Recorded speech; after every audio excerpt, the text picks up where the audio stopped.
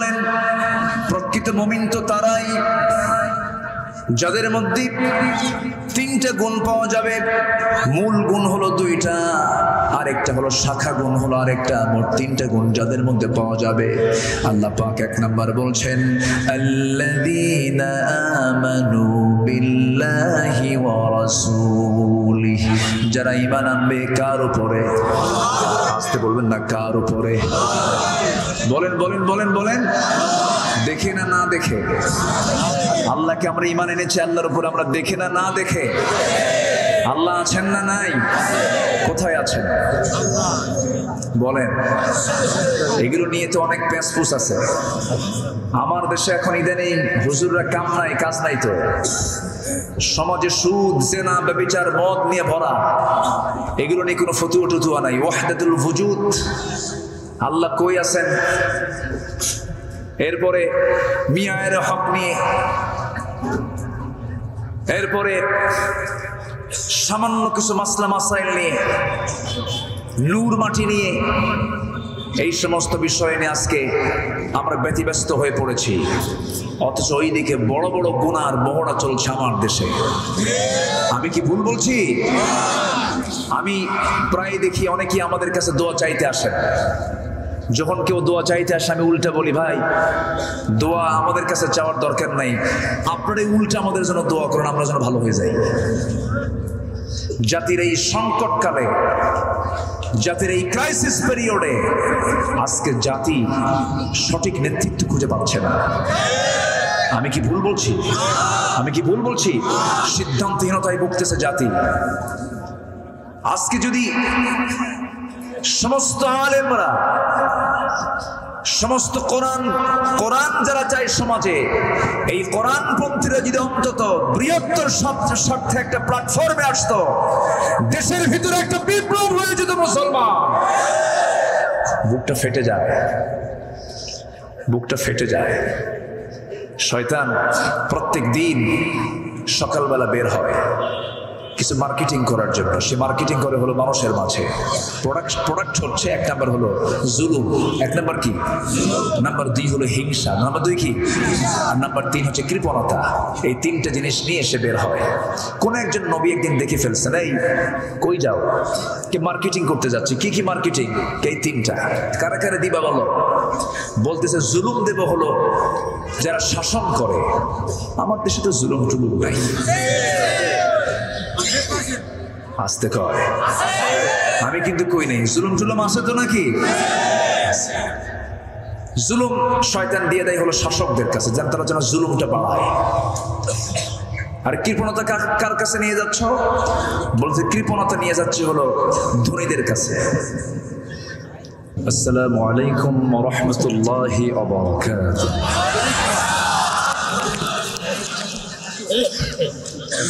আসসালামু আলাইকুম ওয়া রাহমাতুল্লাহি ওয়া বারাকাতুহু।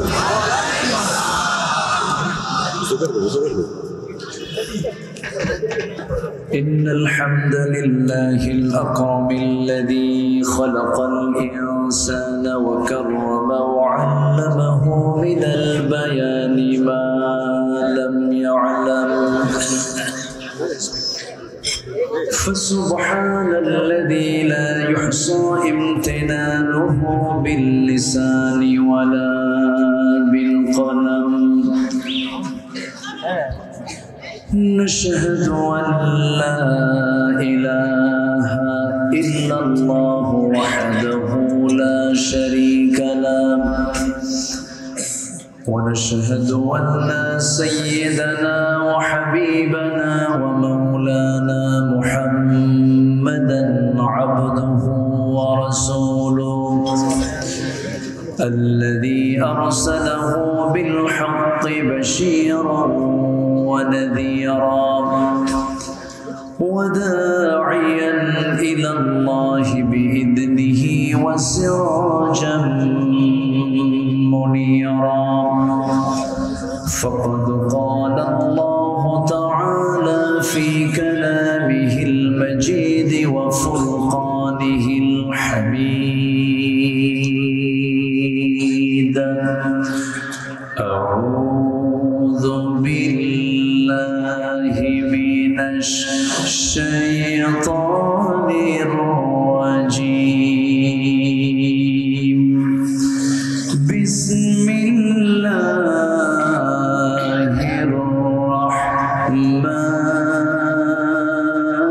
الرحمن الرحيم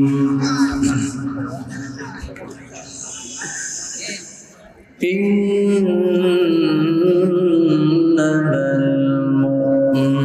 المؤمنون الذين آمنوا بالله ورسوله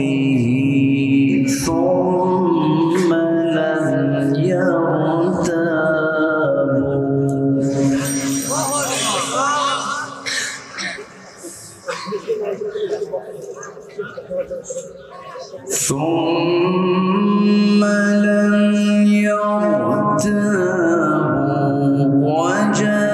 وجاهدوا بأموالهم وأنفسهم في سبيل الله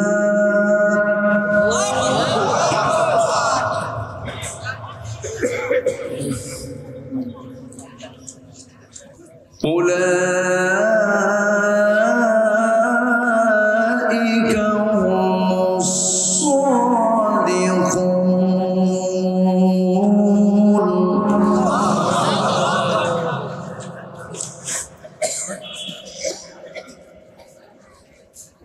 قل أتعلمون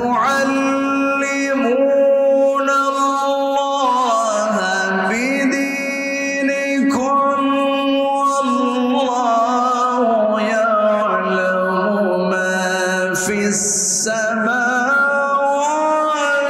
وما في الأرض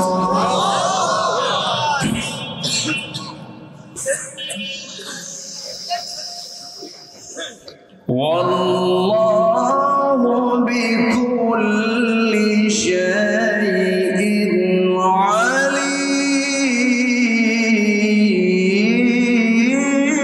عليم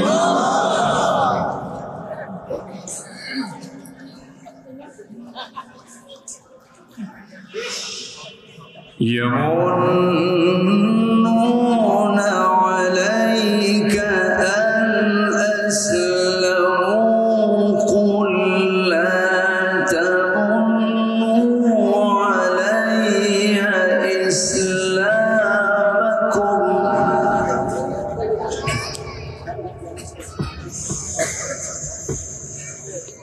بل الله يمن عليكم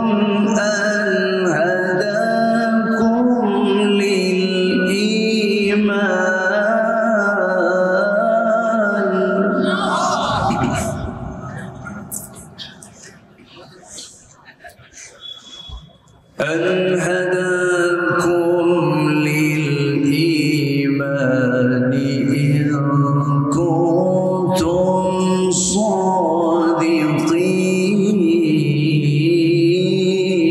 صادقين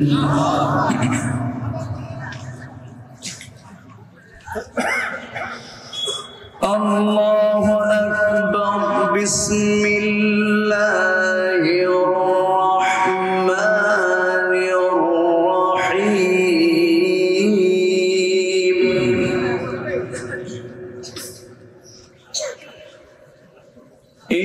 إن الله وملائكته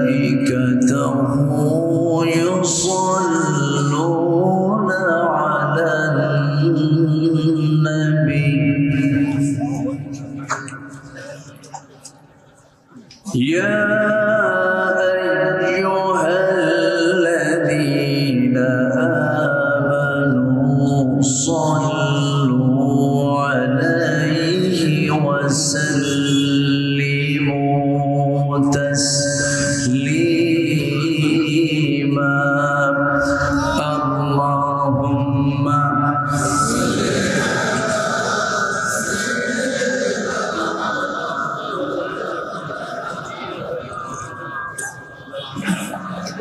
ইকোরিজার লাগিয়ে সাউন্ড স্পষ্ট করেন, সাউন্ড ক্লিয়ার করেন, সাউন্ড। একটু মহব্বত দিয়ে নবীর প্রেমে মাতোয়ারা হয়ে জবান খুলে আওয়াজ দিয়ে সবাই বলুন আল্লাহুম্মা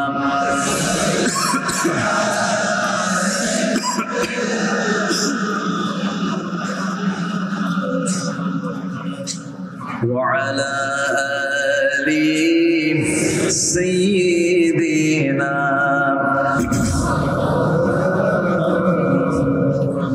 সবাই বলুন বালাগাল উলা বিকামালিহি কাশাফাত তুজা বিজামালিহি حسنت جميع خصاله صلوا আরবের বুকে মক্কার পরে যেথায় মা আমিনার ঘর খোদার রহমতে কাউসার হয়ে ঝরছে বারংবার বালাগাল উলা বিকামালিহি কাশাফাত তুজা বিজামালিহি حسنت جميع خصاله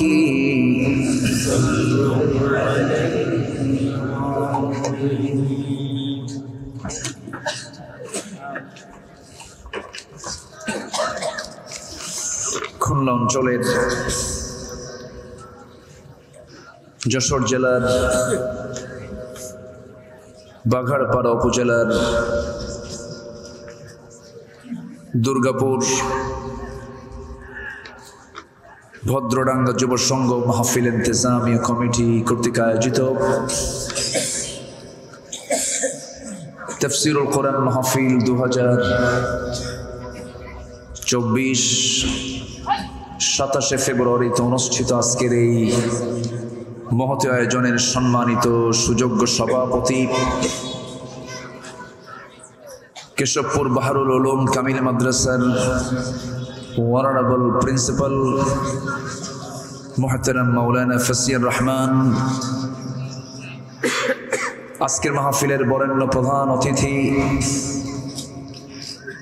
3 নং রায়পুর ইউনিয়ন পরিষদের সম্মানিত চেয়ারম্যান মহোদয় জনাব মনজুর রশিদ স্বপন সাহেব,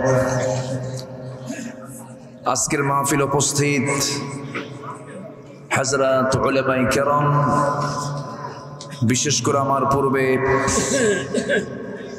ইসলামী সঙ্গীত প্রেজেন্ট করে আমাদের হৃদয়ের খোরাক জুগিয়েছেন, চিত্তের খোরাক জুগিয়েছেন আমার প্রিয় শিল্পী। আমিও তার নশীদকে খুব পছন্দ করি। অ্যাডভোকেট রুকনুজ্জামান সাহেব, উপস্থিত হযরত উলামায়ে কেরাম, ফদলায়ে ইজম, সুশীল সমাজ, জাতির শ্রেষ্ঠ সন্তান, শিক্ষক মণ্ডলী, জাতির বিবেক, সাংবাদিক বৃন্দ, সামনে উপস্থিত দূরে কাছের বিভিন্ন স্থান থেকে ছুটে আসা কালেমার ঝান্ডাবাহী, তাওহীদের পতাকাবাহী, দ্বীন ইসলামের নরসারদুল বীর মুজাহিদ, প্রাণ প্রিয় সম্মানিত দ্বীনি ভাইরা, আড়ালে বসে আছেন শ্রদ্ধেয়া সম্মানিতা মা বোনেরা। আলোচনার সূচনায় আনুষ্ঠানিকতার মধ্য দিয়ে আমার পক্ষ থেকে আবারও দিল খোলা সালাম, আসসালামু আলাইকুম ওয়া রাহমাতুল্লাহি ওয়া বারাকাতুহু। সালামের জবাব একটু দুর্বল মনে হলো। আসসালামু আলাইকুম ওয়া রাহমাতুল্লাহি ওয়া বারাকাতুহু। সবাই কেমন আছেন? আমাকেও প্রশ্ন করে ফেলেছেন। আল্লাহ তাআলা আমাকে আপনার মতোই রেখেছেন, আমিও ভালো আছি আলহামদুলিল্লাহ। সম্মানিত হাজিরিন, মহান রব্বুল আলামিনের অশেষ শুকরিয়া, যিনি আমাকে আপনাকে অসংখ্য লোকের মাঝখান থেকে বাছাই করে, যিনি এমন বরকতময়, রহমতে ঘেরা, করুণায় ঘেরা এমন একটি জান্নাতি পরিবেশে আসার বসার জন্য যিনি আমাকে কবুল করে নিয়েছেন, সেই মহান রবের শানে আমরা শুকরিয়া জ্ঞাপন করছি। মুহাব্বাতান জোরালো কণ্ঠে বলে উঠছি আলহামদুলিল্লাহ। আবারও বলছি আলহামদুলিল্লাহ। চিৎকার মেরে বলছি আল্লাহুম্মা ইন্নী আসআলুকা আল হুদা ওয়াত তুকা ওয়াল আফাফা ওয়াল গিনা। সবাই বলি আল্লাহুম্মা লাকা আসলামতু ওয়া বিকা আমানতু ওয়া আলাইকা তাওয়াক্কালতু ওয়া ইলাইকা আনাবতু ওয়া বিকা খাসামতু। আমরা আল্লাহ তাআলার শুকর আদায় করে নিলাম। সম্মানিত হাজিরিন,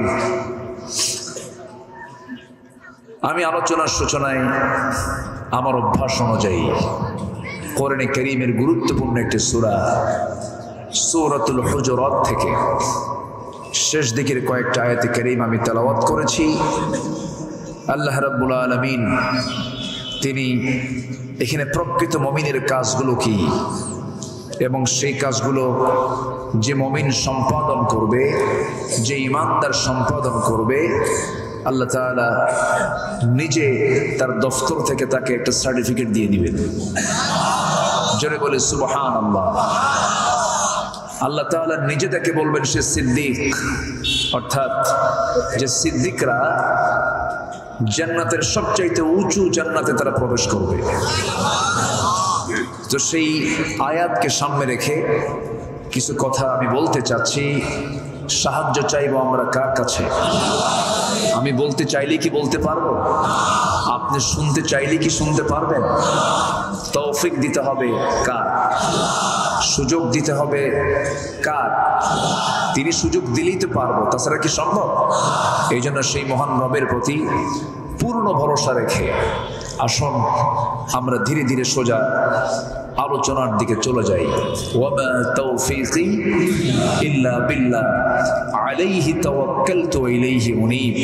সেই মহান রবের প্রতি পূর্ণ ভরসা রাখি, যিনি যার হাতে আমার প্রাণ, যিনি আমাকে চালান, যার ইশারায় মুহূর্তের মধ্যে অনস্তিত্ব অস্তিত্বের রূপ নেয়, অস্তিত্ব অনস্তিত্বে রূপ নেয়। জিন্দাকে মৃত্যু করতে পারেন, মৃত্যুকে জিন্দা করতে পারেন। একচ্ছত্র মালিক যিনি, তিনি আমার কে? আর একটু জোরে বলেন, তিনি আমার কে?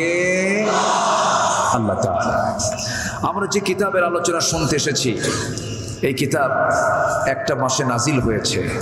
সে মাসটা কি চলে গেছে না আসতেছে? মাসের নাম কি বলেন? রমাদান কারীম সামনে আসতেছে। এটা প্রত্যেক বছর আসে, আমরা বারবার ফিরে পাই এই মাসে। মাহে রমজান আমরা ফিরে পাই। কেউ এই রমজানকে বরণ করেছেন জীবনে এখানে 60 বার 70 বার, এমন লোক আছে না নাই? এরকম করে আমরা বিশাল সময় আমরা অতিক্রম করতে পেরেছি, অতিক্রম করেছি। কিন্তু যে মাসে কোরআন নাজিল হলো, সেই কোরআনকে আমরা সবাই শিখতে পেরেছি, পড়তে পেরেছি না। আমি আমার এই হাতে, আমার এমন রেকর্ডও আছে আল্লাহর মেহেরবানি, 5 থেকে 6 বছর একটা শিশু কোরআন মুখস্থ করেছে, আমি তার মাথায় দাস্তারবন্দি দিয়েছি। তাহলে যে কোরআন 5 থেকে 6 বছরের শিশুর মাথায়, তার সিনায় যদি 30 পারা কোরআন সে তুলতে পারে, কিয়ামতের দিন কি আমি আল্লাহর কাছে এরকম বলে পার পাবো যে আল্লাহ আমি কোরআন পড়তে পারি নাই? পার পাবো? আসতে বলে পার পাবো? তাহলে কারো জীবনে 50 বার আসলো, 40 বার আসলো মাহে রমজান, যে রমজান মাসের দাম বেড়েছে কোরআন নাজিলের কারণে, এটা হচ্ছে 1 নম্বর কারণ। সেই কোরআনটা আমার শেখা হলো না, জানা হলো না, এটা আমার জন্য সফলতা না মহা ব্যর্থতা? বলেন, শুধু ব্যর্থতা না মহা ব্যর্থতা? মহা ব্যর্থতা। আমি শুরুতেই সবার কাছ থেকে আমি এই সিদ্ধান্ত আমি নিতে চাই, আমি এটা আশাবাদী, এটা আমি আশা রাখি, সামনে যে রমজান আসতেছে, যদি কেউ কোরআনটাকে সহি করে শিখতে চায়, এমনও মেধা আছে 3 দিনে কোরআনটা সহি করে পড়া সে শিখতে পারবে, এরকম বান্দাও আছে। যদি কেউ একটু চেষ্টা করে কোরআনকে সে রমজান মাসেই শিখে ফেলতে পারবে। বলি আলহামদুলিল্লাহ। তো আগামী রমজানকে আমরা কোরআন শেখার জন্য যদি নির্দিষ্ট করে ফেলি, এতে আল্লাহ বেজার হবেন না খুশি হবেন? বেজার হবেন না খুশি হবেন? এমন সিদ্ধান্ত কি নেওয়া যায়? আসতে হলো, এমন সিদ্ধান্ত কি নেওয়া যায়?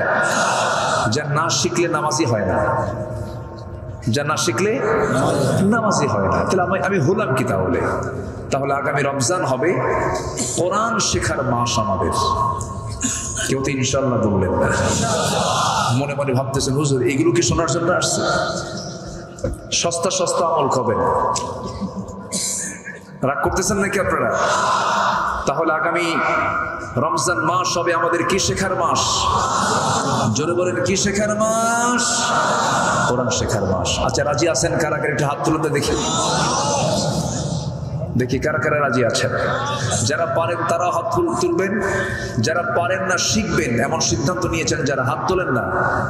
বলেন, ইয়া আল্লাহ, আমাদেরকে আগামী রমজানে তোমার কালাম কোরআন শেখা, কোরআন পড়া তৌফিক তুমি আল্লাহ দিয়ে দাও। জোরে বলি আমিন, আরো জোরে আমিন, আরো জোরে আমিন। মনে হয় আমি বড় বিপদে ফেলে দিলাম আপনাদের। বিপদে পড়েন নাই তো? বিপদ না ভাই, আমরা যে কালামটা নিয়ে বসেছি এটা খুব পাওয়ারফুল, খুব পাওয়ারফুল কিতাব এটা। জানেন, একদিন এই কোরআন হাসরের ময়দানে যদি আমার বিরুদ্ধে চলে যায়, নবীর সুপারিশও নট অ্যাকসেপ্ট, নবীর সুপারিশও গ্রহণ হবে না। এত শক্তিশালী এই কিতাব। আমার নবীজি হাসরের ময়দানে 4 বার আসবেন। কয়বার? 4 বার। আমার নবীজি হাসরের ময়দানে 4 বার আসবেন। প্রথমবার এসে কিছু বান্দাকে, কিছু উম্মতকে নিয়ে সোজা জান্নাতে চলে যাবেন।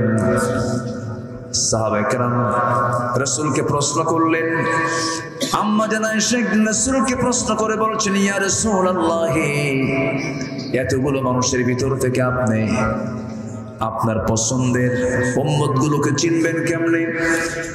আমার নবীজি বললেন, ও আমার আয়েশা, দুনিয়ার জিন্দেগিতে অসংখ্য ঘোড়ার মাঝে যে ঘোড়া মাথার সামনে পাকড়া পাকড়ি কালো সাদা চিহ্ন থাকলে সেই ঘোড়াটা যেমন অসংখ্য ঘোড়ার মাঝে সহজেই চেনা যায়, আমার উম্মতের মধ্যে কিছু উম্মতের চেহারায় কপালে তাদের নূর চমকাতে থাকবে। যে সমস্ত বান্দাগুলো সলিড ভাবে সুন্দরভাবে 5 ওয়াক্ত নামাজ পড়েছিল, ওই সমস্ত বান্দার কপালে নূর চমকাবে। ওই নূর চমকানো মাথাগুলো দেখে দেখে তাদেরকে নিয়ে নিয়ে আমি রাসূল একসঙ্গে জান্নাতে চলে যাব। জোরে বলি সুবহানাল্লাহ। নবীজি আমার দ্বিতীয়বার আসবেন, নবীজি আমার তৃতীয়বার কিছু উম্মতকে সাথে নিয়ে চলে যাবেন। কিন্তু চতুর্থবার যখন তিনি আসবেন, ইল্লা মান হাসাবাহুল কোরআন, কোরআন তার বিরুদ্ধে, তখন কোরআন তার বিরুদ্ধে চলে যাবে। চতুর্থবার যখন আসবে, কোরআন বলবে, ও আল্লাহ, এই সমস্ত বান্দাগুলোকে তুমি জান্নাত দিচ্ছ কেন, দিতেছো কেন? এই বান্দা দুনিয়ার জিন্দেগিতে আমার আইনকে চায় নাই, কোরআনকে চায় নাই, আমার বিধানকে লঙ্ঘন করেছে। এই সমস্ত বান্দাগুলোকে তুমি আল্লাহ জান্নাত দিতে পারবে না, নবী সুপারিশ করবেন কিন্তু কাম হবে না, কোরআন তাদের বিরুদ্ধে রায় দিয়ে দেবে। এই জন্য আমার বন্ধুগণ, আল কোরআন হুজ্জাতুল লাকা ওয়া আলাইকা, এই কিতাবের আমরা পক্ষে থাকতে চাই না বিপক্ষে থাকতে চাই? তাহলে কোরআন আমার কিছু থাকবে, পক্ষে থাকবে। এর বিরুদ্ধে গেলেই বড় বিপদ হয়ে যাবে, চরম বিপদ হয়ে যাবে, চরম বিপদ হয়ে যাবে। কেউ আমাকে রক্ষা করতে পারবে না, কেউ আমাকে জান্নাত দিতে পারবে না। জান্নাত যেতে হলে এই কিতাবের পক্ষে থেকে কোরআনের জন্য কাজ করে যেতে হবে, কোরআনের বিধিবিধানকে মেনে চলতে হবে। এই পৃথিবীতে মহাসত্য বলতে একটা বিধান কি বোঝায়, তার নাম হলো কোরআনে মাজিদ। জোরে কোন সুবহানাল্লাহ। এছাড়া সব ভুয়া, এছাড়া সব কি ভুয়া। দেখেন না বক্তব্যগুলো দেয়, কি মনে হয় আকাশের ফেরেশতা নাজিল হয়েছে। কিন্তু যে বক্তৃতার ভিতরে কোরআন নাই, যে শাসনের মধ্যে কোরআন নাই, যে আইনের ভিতরে কোরআন নাই, যে সমাজে কোরআন নাই, যে পরিবারের কোরআন নাই, সেই সমস্ত জায়গা কখনো রহমতের জায়গা হতে পারে? সোজা কথা, কোরআন আছে যেখানে শান্তি আছে, শান্তি আছে। এই দেশ প্রথম স্বাধীন হয়েছে কোন সালে? না, প্রথম বলেন 1947। এর আগে শাসন করেছিল কারা?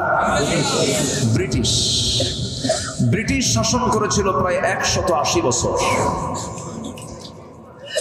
180 বছর তারা শাসন প্রথমে করতে আসেনি, তারা আসিছিল হলো শাসন করতে না ব্যবসা করতে? ব্যবসা। ব্যবসা করিতে আসিয়া কি করলো?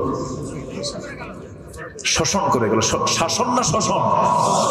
শোষণ করে গেছে, সব ধুয়ে মুছে সাফ করে নিয়ে চলে গেছে। ইউরোপ বুক উঁচু করে কথা বলতে পারবে না আমাদের উপরে, কারণ তাদের সভ্যতা গড়ে উঠেছে আমার দেশের সম্পদ দিয়া। ঠিক কিনা? ইতিহাস যারা পড়েছেন, সেই ব্রিটিশকে আমরা তাড়ালাম, ব্রিটিশ বিরোধী আন্দোলন করেছি আমরা।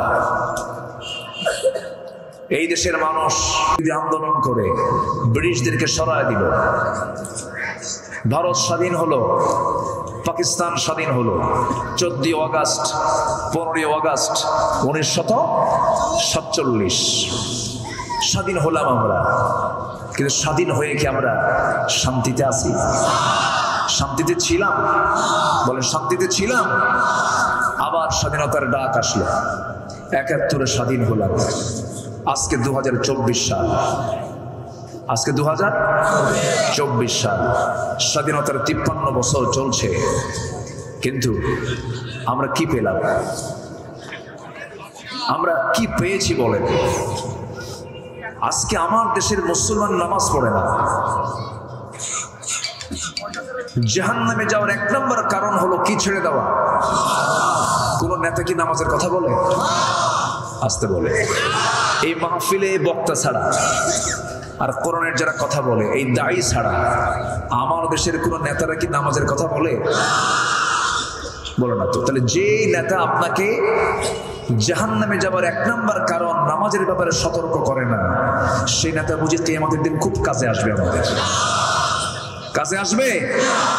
তারা কি সেই দিন আমার জন্য নিরাপদ না বিপদ? নিরাপদ না বিপদ? বিপদ। অতএব যে নেতৃত্বে নামাজ নেই, যে নেতৃত্বে কোরআন নেই, যে নেতৃত্বে ইসলাম নেই, সেই নেতৃত্ব আমাদের মানা আর যাবে না। সব দেখা শেষ। আগামী দেশ হলো কোরআনের দেশ। রাজি আছেন কারা কারা? হাত উঁচু করে দেখান মুসলমান।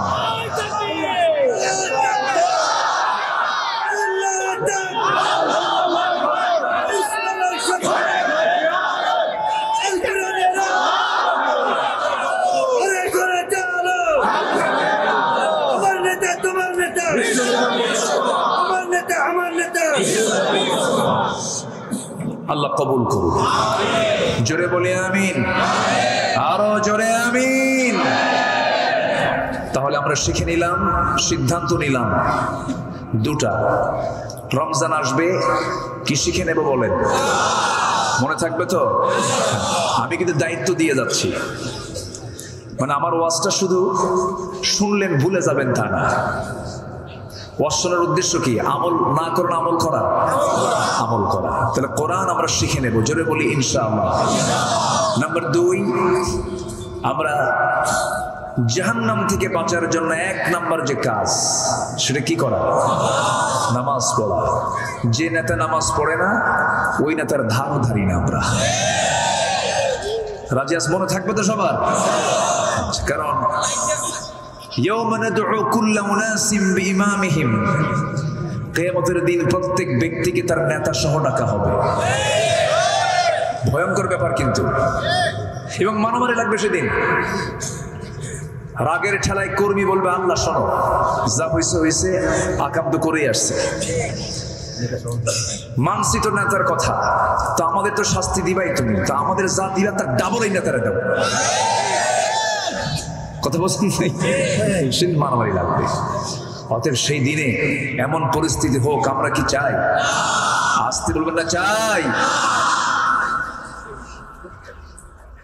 সম্পর্ক কেমন করতে হবে? বাড়ির বউকে বলতে হবে, বউ আমার, এই যে সম্পর্ক দুনিয়াতে গড়েছি, জান্নাতে একসঙ্গে আমরা থাকবো, এমন ভাবে প্ল্যান সাজাতে হবে। ছেলে মেয়েকে ডাকতে হবে, ছেলে মেয়ে বাবারা শোনো, একই ছাদের নিচে অবস্থান করে আমরা দুনিয়া থেকে যখন বিদায় নেব, জান্নাত আশা করি, জান্নাতের মধ্যে আমরা সবাই মিলে একসঙ্গে থাকবো। সুবহানাল্লাহ বলবেন না? এইভাবে মেয়েকে বুঝাবেন, মেয়েকে বলবেন, মা তুমি পর্দায় থাকবা না, আমি দায়ুস হয়ে যাব, আমি জাহান্নামের অধিবাসী হয়ে যাব। মা তুমি কি আমাকে জাহান্নাম দিতে চাও নাকি? না, তুমি পর্দা করো। তুমি বেপর্দায় থাকবে, আমি তোমার বাবা দায়ুস হয়ে যাব। তুমি আমার ছেলে, তুমি বেয়ারা হয়ে যাবে, কিয়ামতের দিন আল্লাহ তাআলা আমাকে ধরে ফেলবেন, তোমার জন্য আমি জাহান্নামে যাই, তুমি চাও নাকি? বাবা না, নামাজটা পড়ো। আমার বন্ধুগণ, যে নেতাকে মানতে যাব, সেই নেতার দিকে আগে ভাবতে হবে। আমি যখন মরে যাব, এই নেতা যদি পৃথিবীতে বেঁচে থাকেন, এই নেতাই আমার জানাজা পড়াবেন। কি ঠিক কিনা বলেন? এই নেতাই আমাকে মানতে হবে। কিন্তু আপনার নেতা যদি শ্রী রামাচন্দ্র দাস হয়, নামাজ পড়াবে কেমনে? রাগ করতেছেন? রাগ করতেছেন? আমার নবীজি শুধু তিনি সমাজের নেতা ছিলেন না, শুধু একটা গ্রুপের নেতা তিনি ছিলেন না, দেশও চালিয়েছেন, সবকিছুর নেতৃত্ব দিয়েছেন। সাহাবীরা দুনিয়া থেকে বিদায় নিয়েছেন নবীর জীবদ্দশায়। বদর যুদ্ধে 14 জন সাহাবী, উহুদ যুদ্ধে 70 জন সাহাবী সংগ্রাম করতে গেছেন, জিহাদ করতে গেছেন, শাহাদাত বরণ করেছেন। শহীদদের জানাজার নামাজের দায়িত্ব পালন করেছেন মুহাম্মদ সাল্লাল্লাহু আলাইহি ওয়াসাল্লাম। এমন দল আপনি করতে গেলেন, দল করতে গিয়ে মরে গেলেন। নেতা তো উজুই পারে না, উজু করতে পারে না, জানাজা পড়াবে কেমনে? কি বিপদ না নিরাপদ? বিপদ না নিরাপদ? একটু কান লাগাবেন, মনোযোগ দিয়ে শুনবেন সবাই। আমার নবীজি বদর যুদ্ধের সব সাহাবীর জানাজার নেতৃত্ব দিয়েছেন, উহুদ যুদ্ধের সব সাহাবীর জানাজার নেতৃত্ব দিয়েছেন।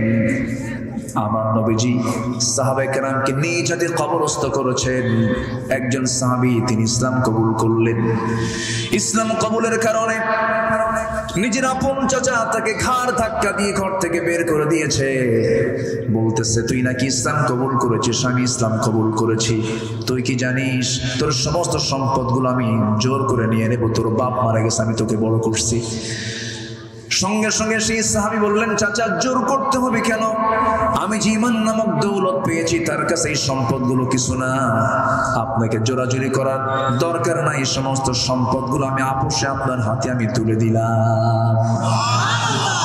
চাচা খেপে গিয়ে রেগে গিয়ে গায়ের জামাটাও খুলে নিয়েছে, পরনের লুঙ্গিটা পর্যন্ত খুলে তাকে উলঙ্গ করে ঘর থেকে বের করে দিয়েছে বিবস্ত্র করে। সাহাবীটা শীতের কাল, এমন সময় মার দরজায় গিয়ে নক করে বলছে, মা শোনো, আমার চাচা আমার কাছ থেকে সমস্ত সম্পদ শুধু নিয়ে নেয় না, আমার পরনের লুঙ্গিটা পর্যন্ত খুলে নিয়েছে। ও আমার মা, দেখো তো ছোট্ট একটা চাদর আছে কিনা, কোনো কাপড় আছে কিনা, আমার সতরটা কোনো মতো আমি ঢেকে ফেলি। কোনো মতো সতরটা ঢাকলেন, সতরটা ঢেকে ফেলি। মাকে লক্ষ্য করে বলছেন, ও আমার মা, আমি এখন কোথাও থাকবো না, আমি চলে যাচ্ছি মদিনার দিকে, নবীর দরবারের দিকে আমি রওনা দিলাম। ওই সাহাবীর বাড়ি হলো মক্কা মদিনার ঠিক মাঝখান বরাবর তার বাড়ি। পায়ে হেঁটে রওনা দিয়েছেন, শূন্য দেহে রওনা দিয়েছেন, নগ্ন দেহে রওনা দিয়েছেন, কোনো মতো সতরটা ঠেকেছেন। নবীর দরবারে গিয়ে পৌঁছে গেলেন যে সময়, ফজরের একটু পর পর দরজায় গিয়ে কড়া নাড়তেছেন এই মাজলুম সাহাবী, পরিবার কর্তৃক জুলুমের শিকার হয়েছেন।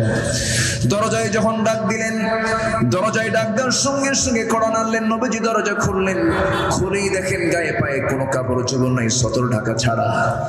শীতের বেলা, শীতের কাল, থরথর করে কাঁপতেছে সেই সাহাবী। কিছু জিজ্ঞাসা করলেন না, ভিতরে গেলেন। নবীর ব্যবহৃত বরকতি নিজের গায়ের দুটা জুব্বা তিনি হাতের মধ্যে করে নিয়ে এসে বললেন, ও আমার প্রিয় সাহাবী, এই দুইটা জুব্বা আমি তোমার হাদিয়া দিলাম। কার জুব্বা? সম্মান কমে গেল না বেড়ে গেল? বেড়ে গেল। আমার নবীজি বললেন, এখন বলো তোমার কি হয়েছে বলো। হুজুর, ইসলাম কবুল করেছি, আমাকে বাড়ি থেকে বের করে দিয়েছে, সব সম্পত্তিগুলো নিয়ে নিয়েছে। আমার কোনো দুঃখ নাই, কারণ পৃথিবীর সব দরবার ছাড়বো, কিন্তু নবীর দরবার আমি ছাড়বো না। সব নেতৃত্বকে মাইনাস করে ফেলবো, কিন্তু নবীর নেতৃত্বকে মাইনাস করতে পারবো না। এই কথা বলার সঙ্গে সঙ্গে রাসূল বললেন, ও আমার সাহাবী রে, তোর মনের চাওয়াটা কি বল। সাহাবী বলছেন, ইয়া রাসূলুল্লাহ, আপনি আমার জন্য যে দোয়াটা করবেন আমি তাতেই খুশি হয়ে যাব। রাসূল তার জন্য দোয়া করে দিচ্ছেন, আল্লাহ এই সাহাবী বড় মাজলুম, এই সাহাবীর রক্ত, এই সাহাবীর জানমাল তুমি কাফের বেঈমানদের জন্য হারাম করে দাও। এই কথা শোনার সঙ্গে সঙ্গে আব্দুল্লাহ বলে ফেলছেন, ইয়া রাসূলুল্লাহ, ইয়া হাবিবাল্লাহ, আমার মন বারবার চায় আমি যুদ্ধে অংশগ্রহণ করে রক্তাক্ত হয়ে আমি দুনিয়া থেকে শহীদের মর্যাদা নিয়ে দুনিয়া থেকে বিদায় হয়ে যাই। আপনি আমার জন্য এমন উল্টা দোয়া করেন, আমি তো শহীদ হব না। রাসূল বলছেন, আব্দুল্লাহ রে, আমি তোর জন্য উল্টা দোয়া করি না, সোজা দোয়াই করেছি। ইসলাম গ্রহণ করতে বড় কষ্ট হয়েছে তোর, এই জন্য আমি দোয়াটা করলাম। তবে ইম্মা তাআলা ফিরাশিহি, তোর মরণ যদি বিছানাও হয়ে যায়, তুই শহীদের দরজা পেয়ে যাবি রে। যেরকম সুবহানাল্লাহ। আমার নবীজি এই সাহাবীকে পাঠিয়ে দিলেন। যে সকল সাহাবীগুলো আমার নবীর ঘরের পাশে তারা অবস্থান করতে, হালে সুফার সদস্য যারা ছিল, তাদের মাঝে পাঠিয়ে দিলেন। সেই সাহাবী যখন কোরআন তেলাওয়াত করতেন, চিৎকার মেরে মেরে কোরআন পড়তেন। সাহাবীরা বিরক্ত হয়ে বলতেন, ইয়া রাসূলুল্লাহ, নতুন একজন সাহাবী আসছে, তার চিৎকার আওয়াজ আমরা বিরক্ত। রাসূল বললেন, শোনো, যে সাহাবী চিৎকার করে কোরআন তেলাওয়াত করছে, তারা তেলাওয়াতে বাধা দিও না, কারণ ইসলাম গ্রহণ করতে গিয়ে তাকে টোটাল দুনিয়া বিক্রি করতে হয়েছে।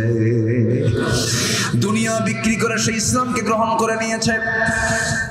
সে চিৎকার করে কোরআন পড়ুক, বাধা দিও না। আমার নবীজি মদিনার মসজিদ থেকে কোন এক যুদ্ধে বের হলেন, যুদ্ধ শেষ করে ফিরে আসতেছেন, হঠাৎ করে নবীর কানে সংবাদ চলে আসলো, হুজুর আপনার সেই প্রিয় সাহাবী আব্দুল্লাহ প্রচন্ড সুস্থ। রাসূল বলেন, ভালো করে খেদমত করো। 3 দিন পর বলা হলো, হুজুর আব্দুল্লাহ তোর পৃথিবীতে বেঁচে নাই। নবীজি কেঁদে ফেললেন, চোখে পানি চলে আসলো। রাসূল বললেন, ও আমার সাহাবীরা, আমার আব্দুল্লাহ সুলফাসাদাইনের জন্য তোমরা সুন্দর করে গোসলের ব্যবস্থা করে ফেলো। জানাজা কেউ পড়াবে না, আমি রাসূল নিজে তার জানাজার দায়িত্ব গ্রহণ করে নিলাম। জোরে কান সুবহানাল্লাহ। নেতা কাকে বলে দেখেন? নেতা তো এমন হতে হবে। আমার নবীজি সঙ্গে সঙ্গে বললেন, জানাজার আয়োজন করো। জানাজার আয়োজন করা হলো। রাসূল জানাজা শেষ করলেন, এবার পরে বলেছেন সাহাবীরা, আমার আব্দুল্লাহর কবরটা কোথায় খনন করেছো? হুজুর ওই যে পাহাড়ের দুই চিপার মাঝখানে। রাসূল বলছেন আমাকে নিয়ে যাও, তোমরা কেউ আব্দুল্লাহর লাশকে দাফন করতে পারবে না, আমি নিজে আব্দুল্লাহর লাশকে নিজের হাতে দাফন করে দেব। জোরে বলি সুবহানাল্লাহ। যে নেতা আপনার দাফন করার ইলম রাখবে, যে নেতা আপনার জানাজা নামাজ পড়াতে পারবে, যে নেতা কিয়ামতের দিন আপনার জন্য জান্নাতের নেতৃত্ব দিতে পারবে, সেই নেতাই হবে আমার নেতা। ঠিক কি না? সম্পর্ক করব দুনিয়ার জন্য না আখিরাতের জন্য? আলোচনা চালাই, কোনো সমস্যা, কোনো অসুবিধা? জোরে বলি ইনশাআল্লাহ। আমার ভাইরা, নবীজি আমার কবরের সামনে গিয়ে দাঁড়ালেন। কবরের সামনে গিয়ে দাঁড়ায়া সাহাবে কেরামকে বললেন, সাহাবীরা কেউ তোমরা ভিতরে ঢুকবে না, কবরে নামবে না, আমি রাসূল নিজে নামবো কবরে। রাসূল কবরে নামলেন। কবরে নেমে কাদা কাদা কণ্ঠে রাসূল কাঁদতেছেন, চোখের কোনা বেয়ে টপ টপ করে পানি পড়ে। নবজির বরকতে দুটো হাত সামনে গায়ে দিয়ে বলছেন, সাহাবীরা আমার প্রিয় সাহাবী আব্দুল্লাহর লাশটা তোমরা আমার হাতের মধ্যে তুলে দাও। লাশটা তুলে দেওয়া হলো। নবীজি তার লাশটা ধরলেন, বলছেন আমার আবু বকর আমার ডানে নামো, আমার ওমর আমার বামে নামো, তুমি মাথা ধরো, ওমর তুমি তার পা ধরো। নবীজি বুকের সাইডটা, পিঠের সাইডটা ধরে নিয়া কবরে শোয়া দিয়া বুকের উপরে হাতটা রেখে আকাশের দিকে তাকায় নৌকুচু করে বলছে, আসমানের মালিক আল্লাহ, এই আব্দুল্লাহ দিন গ্রহণ করতে নিয়ে দুনিয়া বিক্রি করে দিয়েছে। এই আব্দুল্লাহ দিন গ্রহণ করতে নিয়ে সব কিছু মাইনাস করে দিয়েছে আল্লাহ। আমি এর মৃত্যু এই সময় পর্যন্ত আমি এই সাহাবীর প্রতি সন্তুষ্ট, তুমি আল্লাহ রাজি হয়ে যাও, সন্তুষ্ট হয়ে যাও। এমন দোয়া যখন রাসূল করতেছিলেন, পাশে দাঁড়িয়ে থাকে একজন সাহাবী সাদ ইবনে আবি ওয়াক্কাস চিৎকার মেরে বলছেন, আল্লাহ আজকে আমি যদি জীবন্ত সাদ বিন আবি ওয়াক্কাস না হয়ে আমি যদি মরা সাদ বিন আবি ওয়াক্কাস হতাম, আব্দুল্লাহর জায়গায় যদি আমি লাশ হতাম, আমার জীবনটা বড় ধন্য হয়ে যেত। জোরে বলি সুবহানাল্লাহ। সেই নেতৃত্বের দিকে যেতে হবে যে নেতৃত্ব আমার আখিরাত পর্যন্ত কাজে লাগবে। আসতে বলবেন না, জোরে বলুন, ঠিক কিনা? অনেক তো কথা আছে, তেলাওয়াত করেছি যেখান থেকে সেখানের দিকে আস্তে আস্তে চলে যাই। আমরা সার্টিফিকেট নেব দুনিয়ার কোনো কারো কাছ থেকে না, আল্লাহর কাছ থেকে। আমাদের মূল সার্টিফিকেট নিতে হবে কার কাছ থেকে? আল্লাহ যদি আমাকে বলেন ইমানদার, এটাই সত্য, ঠিক কিনা? আল্লাহ যদি আমাকে বলেন আমি সিদ্দিক, এটাই সত্য। তাছাড়া পৃথিবীর কারো কথা সত্য হতে পারে না। আসেন আল্লাহ আমার ব্যাপারে কি বলতে চান। আল্লাহ বলছেন, বান্দা আমি আমার দফতর থেকে আমি তোমাকে সার্টিফিকেট দিয়ে দেব, চারিত্রিক সনদ দেব, যে চারিত্রিক সনদ তোমার হাতে পেয়ে গেলে তুমি ইজিলি জান্নাতে চলে যাবে। জোরে বলেন সুবহানাল্লাহ। ফেরেশতারা তোমাকে সম্বোধন করবে, তোমাকে সম্বর্ধনা দিয়ে জান্নাতের দিকে নিয়ে যাবে। এমন দিন সবার সামনে আছে না নাই? আসতে বলবেন না, আছে না নাই? আছে। সূরাতুল হুজুরাত থেকে আমি তেলাওয়াত করেছি। সূরাতুল হুজুরাত। হুজুরাত হলো এমন একটা সূরা যে সূরাটা হলো একটা আদবের সূরা। শিষ্টাচার, আদব, আখলাক এটা সুন্দর করার জন্য এই দেশের সমস্ত শিক্ষা সিলেবাসে এটা বাধ্যতামূলক দেওয়া দরকার ছিল, কিন্তু তা কি আছে? আসতে বলবেন না, তা কি আছে? আচ্ছা বলেন তো, কলেজ ইউনিভার্সিটির ছাত্র যারা, তারা শিক্ষক তাদেরকে শাসন করে না ছাত্র শিক্ষককে শাসন করে? এটা ভালো করে বলবেন। মানে ছাত্র শিক্ষককে পিটায় না শিক্ষক ছাত্রকে পিটায়? ইউনিভার্সিটিতে শিক্ষক ছাত্রকে পিটায় না ছাত্র শিক্ষককে পিটায়? ছাত্র শিক্ষককে পিটাবে সোজা হন, কি হন? সোজা হন। আচ্ছা এই চিত্র কি আপনি কোনোদিন মাদ্রাসায় দেখেছেন? আসতে বলো, মাদ্রাসায় দেখেছেন? বরঞ্চ দেখেন তো নয়, অবশ্যই এরকমও হয়। আমার কাছে একটা নালিশ আসলো একদিন। একজন এসে বলতেছে, হুজুর আমি শখ করে ছেলেটাকে মাদ্রাসায় দিছিলাম, কিন্তু মাদ্রাসার ওস্তাদ তাকে এমন মারা মারছে লুঙ্গি খুলে গেছে। তো বললাম লুঙ্গি খুলছে, মারতে মারতে লুঙ্গি খুলে গেল, জুব্বা কি ছিল? জুব্বা ছিল। জুব্বা থাকলে তো সমস্যা নাই। নাকি? জুব্বা থাকলে কি সতর চলে গেছে?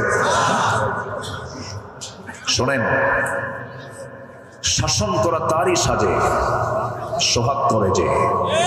আজকে শিক্ষক ছাত্রকে দেখে, ছাত্র শিক্ষককে দেখে ভয় পায় না, শিক্ষক ছাত্রকে দেখে ভয় পায়।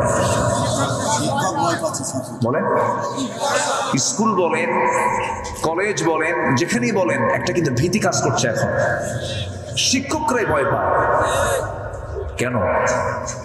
শাসনের দরকার আছে না নাই?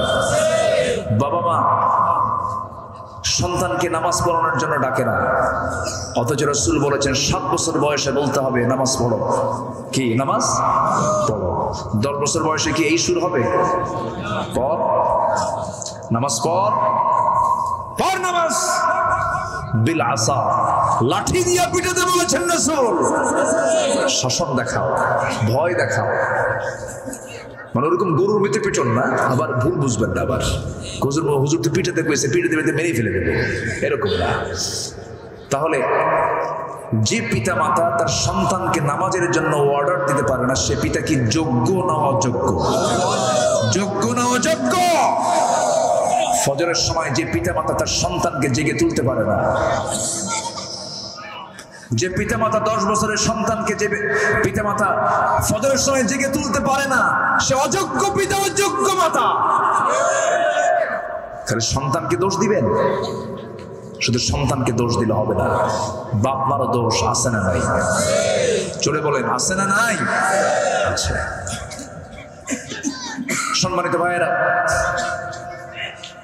মাদ্রাসায় কিছু দ্বীনি শিক্ষার চর্চা চলছে, এর মাঝে বিভিন্ন ষড়যন্ত্র আছে। কেন ঢুকানো হবে ট্রান্সজেন্ডার? কেন ঢুকানো হবে ওই সমস্ত সামাজিক বিজ্ঞান বইয়ের ভিতরে? ক্লাস 9-10 সিলেবাসের ওই ক্যারিকুলামে ঢুকানো হয়েছে, সেখানে দেখানো হয়েছে ইসরায়েলের মানচিত্র। বলেন তো, ইসরায়েল বৈধ না ফিলিস্তিন বৈধ? বৈধ রাষ্ট্র কোনটা বলেন? আমাদের বন্ধুকে বলেন। ইসরায়েল হলো ভাড়াটিয়া। ইসরায়েল কি বলেন? ভাড়াটিয়া। বাড়িতে উঠে যদি বাড়ি দখল করে, সেটা কি বৈধ না অবৈধ? অবৈধ। সেই ইসরায়েলের মানচিত্র আজকে বই দেখানো হচ্ছে, ফিলিস্তিন সেখানে নাই। এই সমস্ত বদমাইশির পিছনে যারা মদত যোগাচ্ছেন, সম্মানিত বন্ধুগণ, এই দেশ শহীদ তিতুর দেশ, খানজাহানের দেশ, শাহজালালের দেশ, শাহপরানের দেশ, শাহ সুলতান বলখির দেশ, শাহ মাকদুমের দেশ। এই দেশে কোরআন সুন্নাহ বিরোধী কোন ষড়যন্ত্র কেউ করে টিকতে পারবে না। মুসলমান টিকতে পারবে না। যুবকরা সজাগ হয়ে যাও। ইসলাম বিরোধী কোন ষড়যন্ত্র যদি আমার বাপও করতে আসে, আমি তাকে ছাড়বো না। রাজি আছেন না সবাই? আমার ঈমান আগে না অন্য কিছু আগে? আগে কি বলেন? আগে কি? না, আমার অস্তিত্বকে রক্ষা করতে হবে। সমকামিতাকে প্রমোট করা হচ্ছে। সমকামিতা অর্থাৎ, সমকামিতার অর্থ, আমি এখানে তো আম মানুষ বহু আছেন, অনেকে বুঝতেছেন না হয়তোবা। সমকামিতা হচ্ছে হোমোসেক্স, অর্থাৎ একজন পুরুষ একজন পুরুষকে বিয়ে করবে, একজন নারী একজন নারীতে আসক্ত হয়ে যাবে। আচ্ছা বলেন তো, এই সম্পর্ক, এই রিলেশনে কোনোদিন বাচ্চা হওয়ার সম্ভাবনা আছে? তাহলে এটার সম্পর্ক কি? যা কুত্তার মধ্যেও নাই, কুত্তাও বোঝে না, এই অকামগুলো কুত্তাও পারে না। আল্লাহ যে গালি দিছে, উলাইকা কাল আনআম বাল হুম আদাল, এরা কুত্তার চেয়েও জবর। এই গালি কি আমার না আল্লাহর? এই গালি কে দিয়েছেন? অতএব গালির যদি দোষ হয় তোমাদের কাছে, এই দোষ তোমরা দিয়ে ফেলতেছ আল্লাহকে। আমার আল্লাহ বলেছেন এরা হলো চতুষ্পদ জন্তু, তার চেয়েও জঘন্য। সমকামিতা। ব্রিটেনের প্রধানমন্ত্রী ঋষি সোনাক তিনি বলেছেন, a man is a man, a woman is a woman, that's just a common sense। ভালো, একজন ব্রিটেনের প্রধানমন্ত্রী, একটা পাওয়ারফুল দেশের প্রধানমন্ত্রী, সে বলে ফেললো একটা পুরুষ, একটা নারী, এটা বোঝার জন্য বুদ্ধিজীবী হওয়া লাগে না, কমন সেন্সই যথেষ্ট। যে সম্পর্কের ভিত্তি, যে সম্পর্কের মধ্য দিয়ে প্রজন্ম আসবে না, মানব সম্পদ পৃথিবীতে আসবে না, আল্লাহর গোলাম পয়দা হবে না, সেই সম্পর্ক কখনো বৈধ হতে পারে না। কষ্ট পাচ্ছেন আপনারা? ভয়ঙ্কর ষড়যন্ত্রের কবলে আমরা পড়ে আছি। কিন্তু আপনি আজ কথা বলবেন না, কালকে আপনি বিপদে পড়বেন। বিপদ থেকে কেউ রেহাই পাবেন না। অতএব এক একজন এক একটা বাংলাদেশ হতে হবে, এক একজন একটা কি হতে হবে? বাংলাদেশ হতে হবে। আমি জেগে উঠবো, বাংলাদেশ জেগে উঠবে। আমরা সকল অন্যায়ের বিরুদ্ধে মোকাবেলা করব। জোরে বলি ইনশাআল্লাহ, আরো জোরে বলি ইনশাআল্লাহ। কিন্তু পুঁজি হলো ঈমান। পুঁজি কি বলেন? ঈমান। এই ঈমান পুঁজি নিয়ে সামনের দিকে এগোতে হবে আমার ভাইয়েরা। একটু কান লাগাবেন, মনোযোগ দিয়ে শুনবেন। আল্লাহ রাব্বুল আলামিন তিনি নিচে বলছেন, বান্দারে কিছু কাজ তোমাকে করতে হবে, যে কাজগুলো করলে আমার দফতর থেকে আমি তোমাকে চারিত্রিক সনদ বুঝায় দেব। আমার দফতর থেকে চারিত্রিক সনদ দিয়ে পেয়ে যাও, জান্নাতে যেতে তোমাকে কেউ বাধা দেবে না।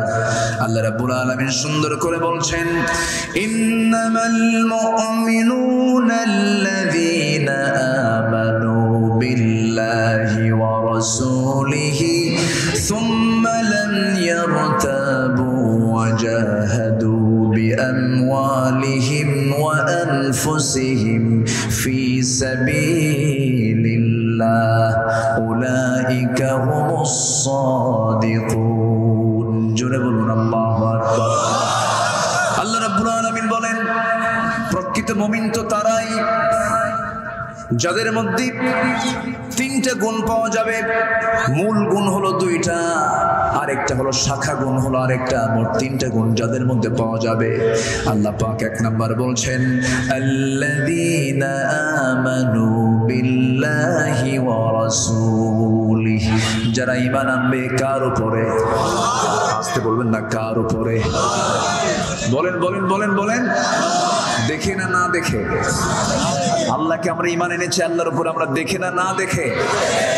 আল্লাহ আছেন না নাই? কোথায় আছেন বলেন? এগুলো নিয়ে তো অনেক প্যাঁচপুস আছে আমার দেশে এখন। ইদানিং হুজুররা কাম নাই, কাজ নাই তো। সমাজে সুদ, জেনা, ব্যভিচার, মদ নিয়ে ভরা। এগুলো নিয়ে কোনো ফতুয়া টুতুয়া নাই। ওয়াহদাতুল ওজুদ, আল্লাহ কই আছেন? এরপরে মিয়ায়ের হক নিয়ে, এরপরে সামান্য কিছু মাসলা মাসাইল নিয়ে, নূর মাটি নিয়ে, এই সমস্ত বিষয় নিয়ে আজকে আমরা ব্যতিব্যস্ত হয়ে পড়েছি। অথচ ওইদিকে বড় বড় গুনার মহড়া চলছে আমার দেশে। আমি কি ভুল বলছি? আমি প্রায় দেখি অনেকেই আমাদের কাছে দোয়া চাইতে আসেন।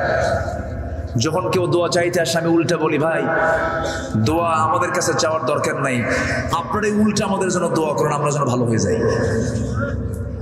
জাতির এই সংকটকালে, জাতির এই ক্রাইসিস পিরিয়ডে আজকে জাতি সঠিক নেতৃত্ব খুঁজে পাচ্ছে না। আমি কি ভুল বলছি? আমি কি ভুল বলছি? সিদ্ধান্তহীনতায় ভুগতেছে জাতি। আজকে যদি সমস্ত আলেমরা, সমস্ত কোরআন যারা চায় সমাজে, এই কোরআনপন্থীরা যদি অন্তত বৃহত্তর স্বার্থে একটা প্ল্যাটফর্মে আসতো, দেশের ভিতরে একটা বিপ্লব হয়ে যেত মুসলমান, বুকটা ফেটে যায়, বুকটা ফেটে যায়। শয়তান প্রত্যেক দিন সকালবেলা বের হয় কিছু মার্কেটিং করার জন্য। সে মার্কেটিং করে হলো মানুষের মাঝে।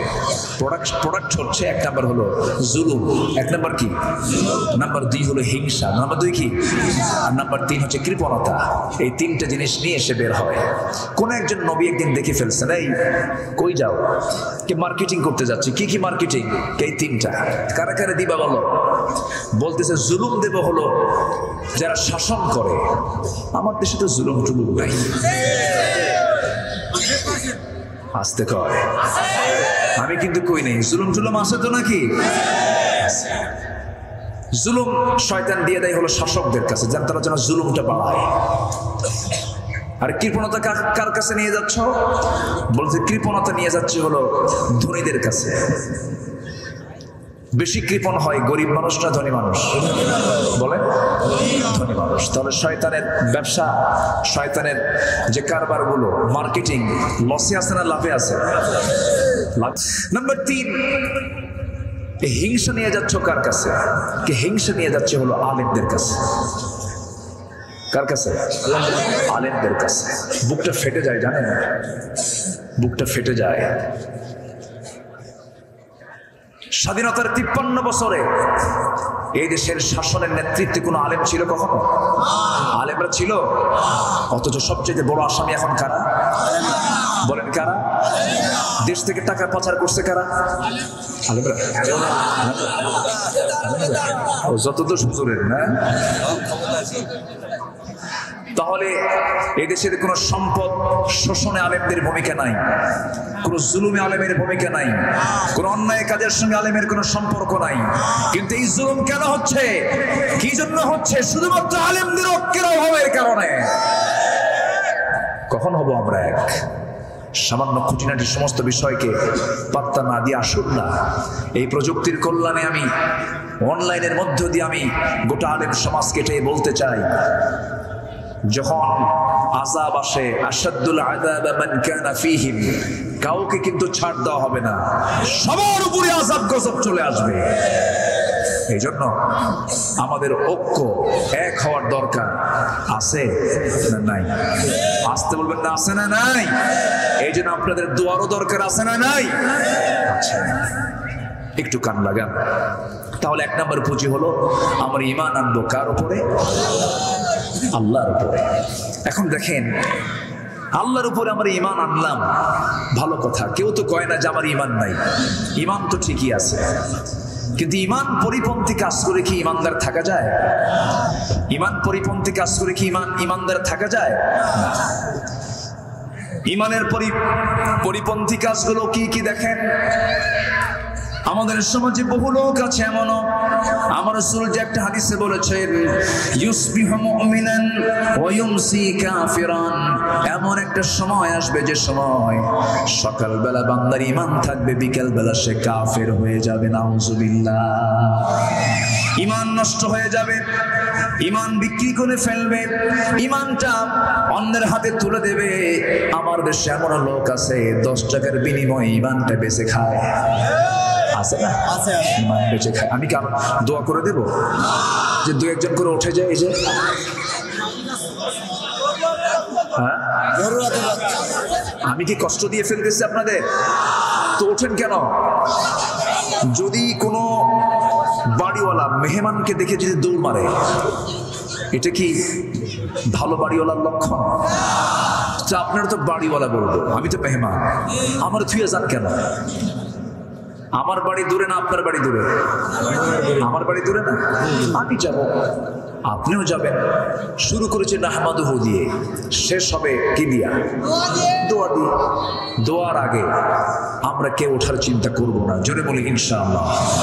আপনি উঠতে নিলে আমার আলোচনা হেরে যাবে, আমি আলোচনার কোনো লাইন খুঁজে পাবো না। তো আপনার কারণে যদি আমার আলোচনার ব্যাঘাত হয়, তাহলে এটাকে শৃঙ্খলা ভঙ্গ নয়? শৃঙ্খলা ভঙ্গ নয়? আর এখানে ফেরেশতা আছে না নাই? আল্লাহ না করুন যদি ফেরেশতা যদি শৃঙ্খলা ভঙ্গের অভিযোগে একটা মামলা দিয়ে দেয় আল্লাহর আদালতে। আমার দেশে মামলা হচ্ছে না, কি ভঙ্গের অভিযোগ? হ্যাঁ, শৃঙ্খলা ভঙ্গের অভিযোগ। গায়েবী মামলা হচ্ছে, থামেন, শৃঙ্খলা ভঙ্গের অভিযোগ। এরপরে উস্কানিমূলক নাশকতা আছে না নাই? আচ্ছা বলেন তো, এই মাহফিলে কোনো নাশকতা আছে? কোনো সিল্লি আছে? এখানে আছে কান্না, এখানে আছে হৃদয়ের কিছু খোরাক। অথচ এই মাহফিলকে দেখে অনেকে ভয় পায়। মাহফিলকে দেখে, কোরআনকে দেখে তারাই ভয় পায় যারা কোরআনের ধারে পাশে থাকে না। আমরা কোরআনকে নিয়ে থাকবো। জোরে বলি ইনশাআল্লাহ। জোরে বলি ইনশাআল্লাহ। একটু কান লাগাবেন। ঈমান আনবো কার উপরে? আল্লাহ কি ছোট না বড়? আল্লাহ আছেন কোথায় বলেন তো? বলেন, সব জায়গায় না এক জায়গায়? না, সব জায়গায় তার এলেম আছে, সব জায়গায় তার এলেম আছে, কিন্তু আছেন তিনি, তার নির্দিষ্ট আসন আছে না নাই? সেটা হলো ডানে বামে নিচে না উপরে? উপরে কই? আরশ আজিম তার নাম, সেটা হলো সাত আকাশের উপরে। যেরকম সুবহানাল্লাহ, কয় আকাশের উপরে? আর রহমানু আলাল আরশিস তাওয়া। আরশ আজিমের উপরে তার কি বলে? সাত আকাশের উপরে তার আরশ আজিম, সে জায়গায় তিনি আছেন। তাহলে আল্লাহ আমার কত কাছের দেখেন। আমার কিন্তু দিন শেষে কেউ আপন না। বলেন তো, পৃথিবীতে আপনজন বলতে কেউ আছে? একমাত্র আপনজন কিন্তু বুঝায় একমাত্র কাকে? যিনি সব সময় থাকবেন আমার সাথে, তিনি আমার কে? অথচ তার আরশ আজিমটা কত দূর।